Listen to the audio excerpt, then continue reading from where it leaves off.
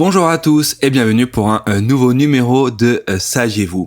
J'espère que vous allez bien et que vous faites partie déjà de la communauté. Si ce n'est pas encore le cas, je vous invite dès à présent à le faire en cliquant sur le petit bouton abonnement. Et si vous êtes sur Apple Podcast, n'hésitez pas par la même occasion à lâcher un petit commentaire bien sympathique et à mettre 5 étoiles. Aujourd'hui, pour l'anecdote qui va vous intéresser, du moins nous intéresser, en fait, je l'ai découverte il y a déjà quelques semaines de là. Pour vous donner une idée de comment je l'ai découverte, il faut en fait vous imaginer un soir de semaine, il n'y a rien sur Netflix.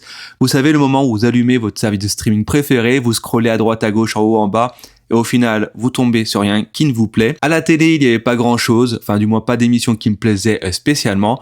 Du coup, je me suis trouvé à devoir regarder l'émission de Stéphane Bern, si vous habitez en France, probablement que vous connaissez, qui s'appelle Secret d'Histoire. Alors, je vais pas vous dire dès à présent le sujet, du moins de cette émission, pour ne pas vous spoiler, mais à un moment de cette émission, en fait, je me suis dit, ah ouais, et bim, je me suis mis en tête de vous faire découvrir ce fait insolite. Bref, à cette blabla, je vous invite à commencer dès à présent. Savez-vous d'où vient l'expression d'être en odeur de sainteté? Aujourd'hui, je pense que vous savez, cette expression être en odeur de sainteté veut dire tout simplement être admiré ou apprécié par d'autres personnes. Exemple, je suis en odeur de sainteté avec ma belle-mère. Et là, je vous avoue, je ne sais pas comment je fais, mais à mon avis, ça doit tenir du miracle.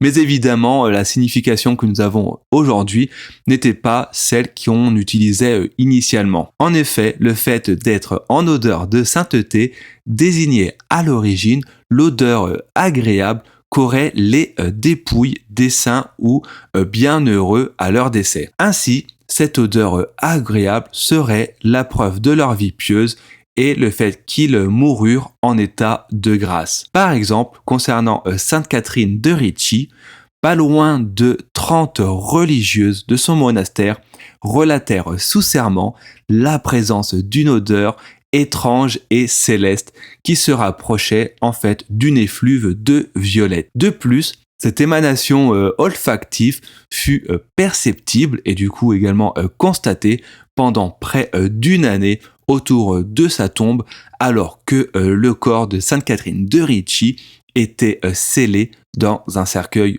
de plomb.